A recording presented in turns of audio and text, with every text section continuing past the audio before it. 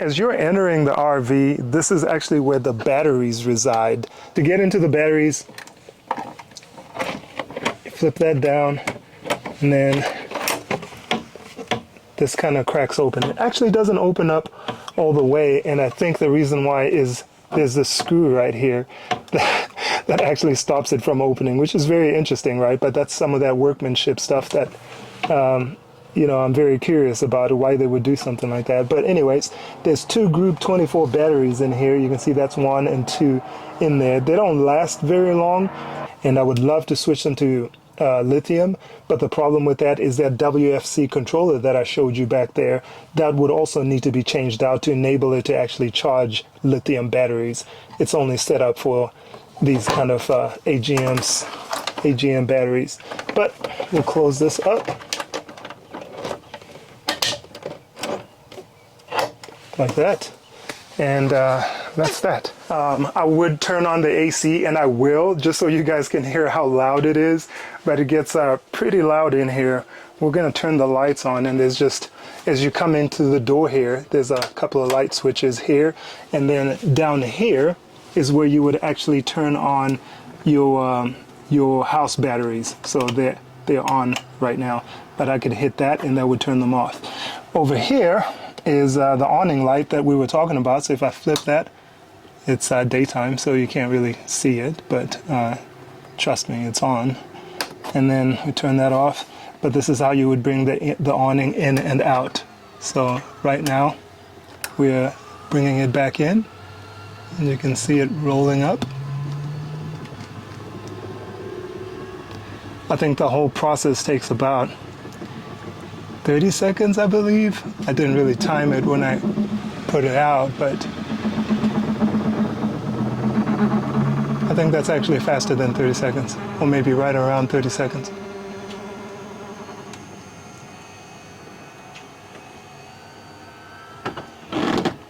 And that's it. It's all the way in. So that's how that operates. Over here, some connection here for your 110s. Coming out here into the back, we have the bed.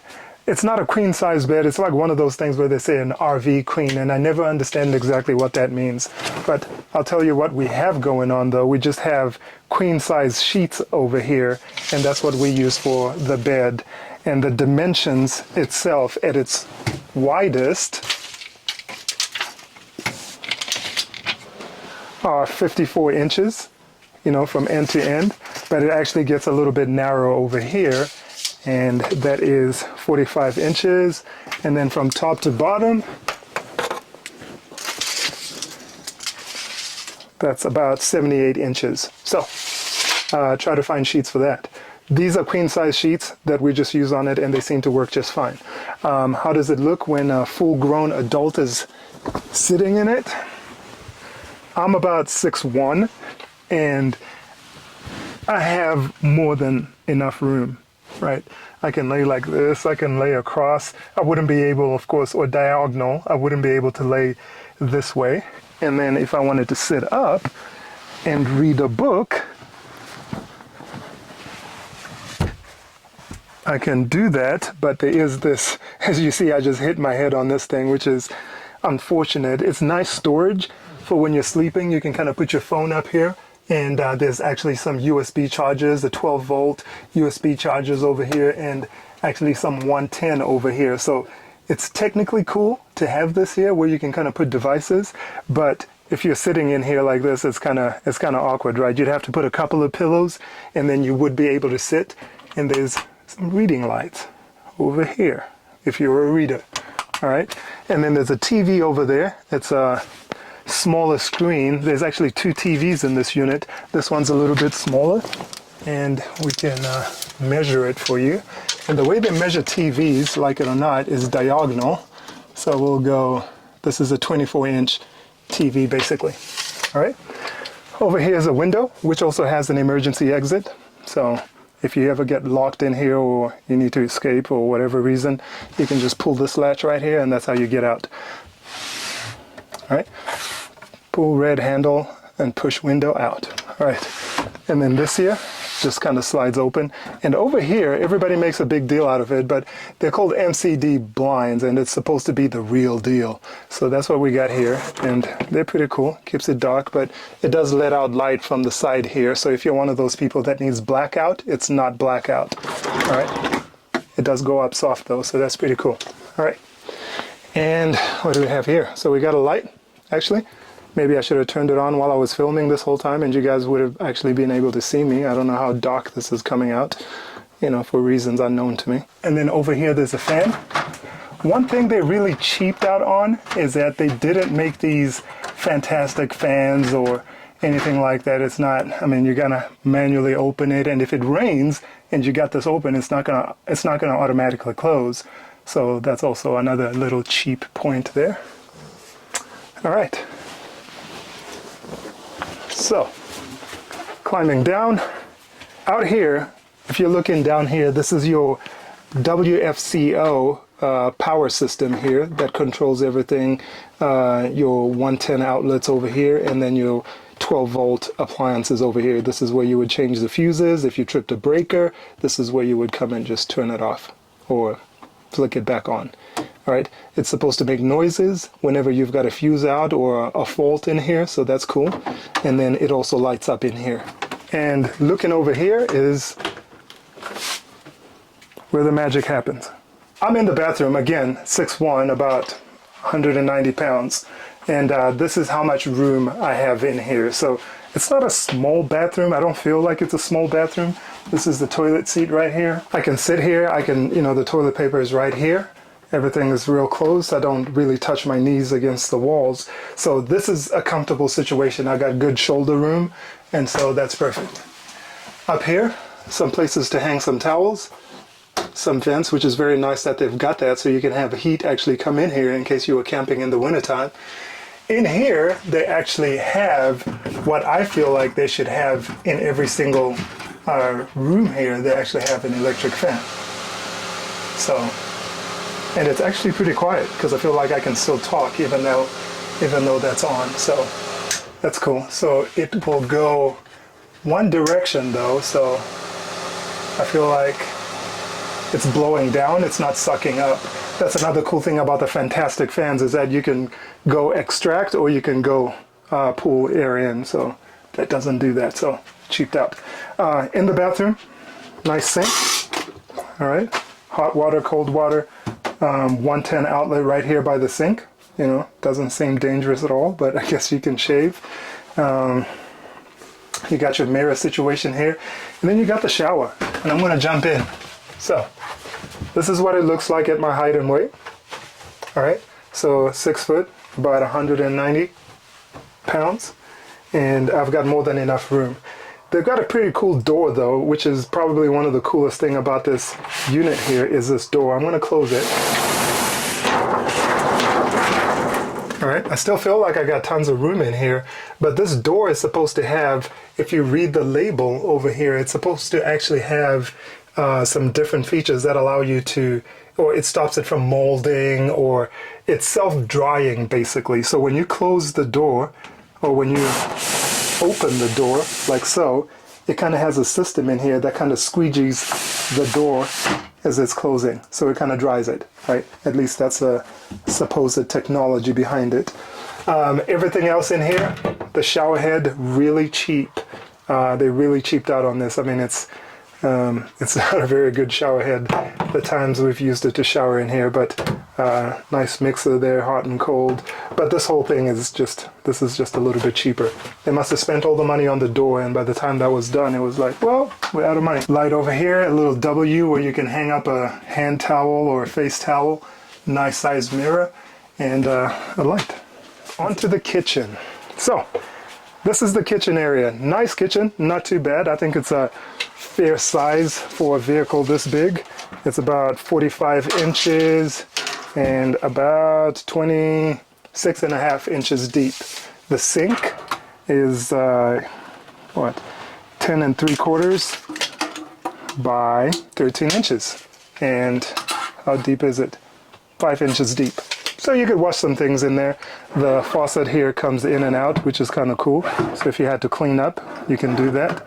and there's a mixer for hot and cold. So over here you've got a microwave. It's on the smaller side, I think, like one of those college size microwaves. The opening is about, they say you can do a pizza in here, but it have to be like a small little pizza, a personal pizza or something like that. So that's about 8 inches at the opening and about 12 inches deep in there.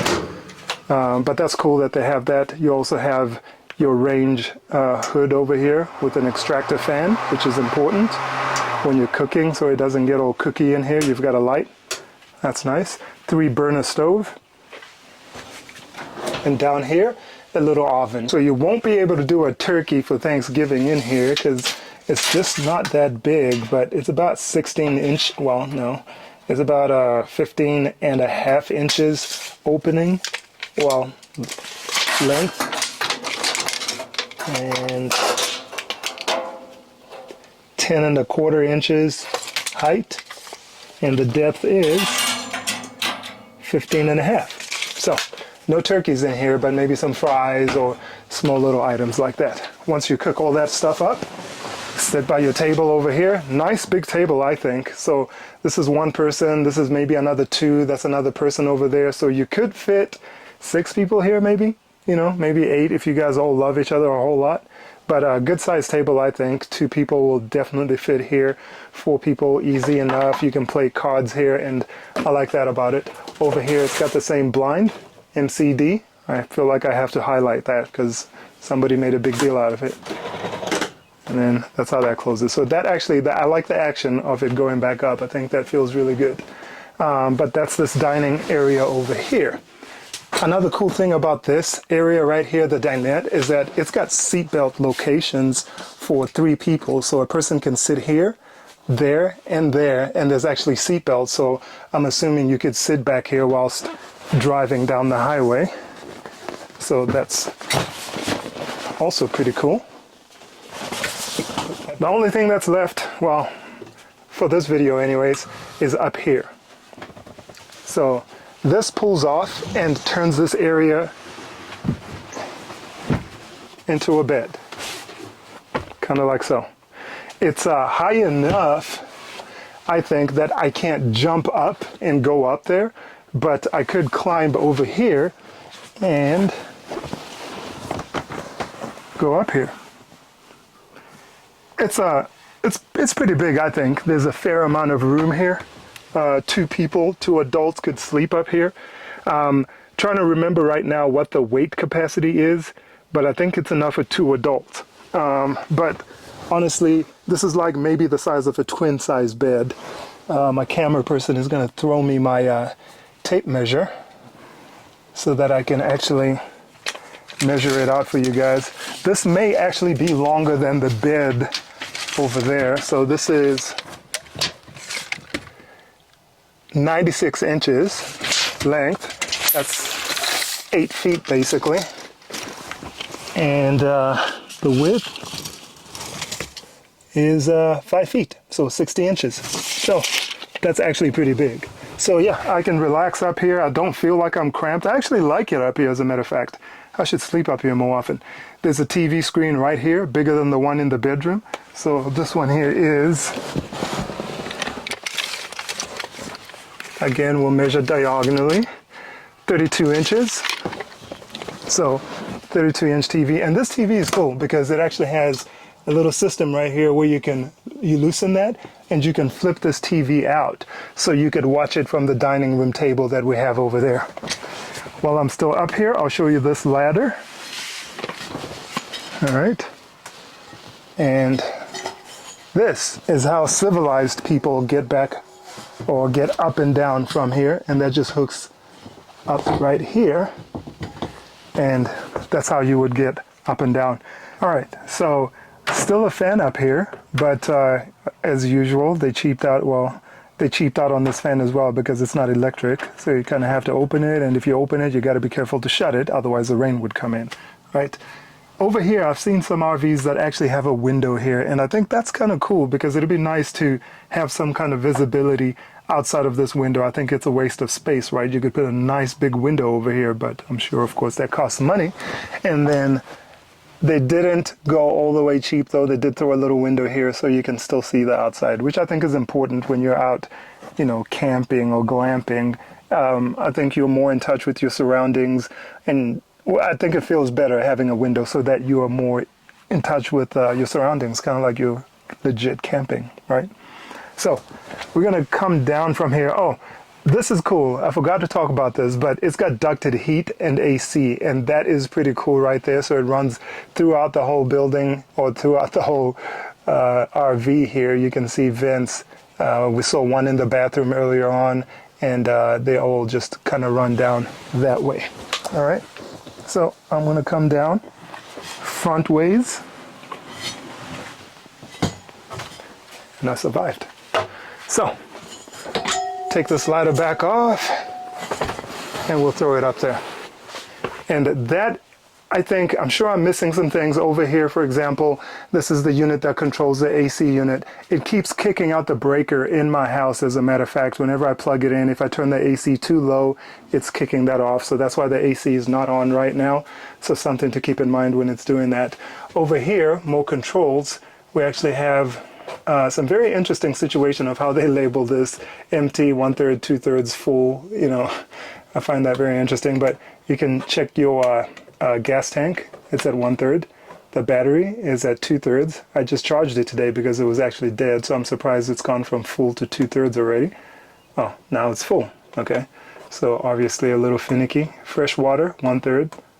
Black tank is empty, which it should be.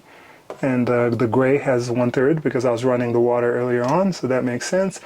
Water heater, if you wanted to shower or use hot water heater in the faucets, that's what this is. Water pump, you got to turn that on first before you can operate any of those devices.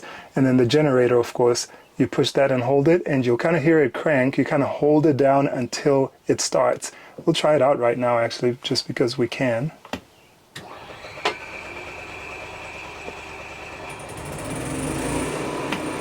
Okay, so we got the generator running right now, and trying to figure out exactly how loud is it when the generator is running. So